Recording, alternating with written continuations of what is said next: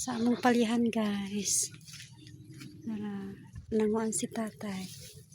Tagan kay bunga no. Tagan kay siya bunga. Pabisana na po siya ugma. Nanguan si tatay guys ng habok para daw dili ma kuan ang ampalayahan. Sobra kainit. Dali lamang dagko ang palya. 2 days pa lang siya gikan pag-harvest to. 31 nag-harvest.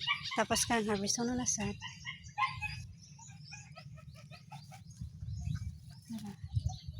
Class B ni siya kay gamay with bawg gamay.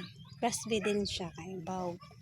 Ang mga straight lang ang makagbong sa taog kanang sablay para dili madaot. Pero ang sablay guys. Dako among palyahan tanawa. Maharvest na ni siya ugma. Inani among palyahan guys. Gipangwaan na mga dahon para less ang pag-spray sa mga mananap ba dili siya makaputan dayon. Dagan kayo. Harvest na pod.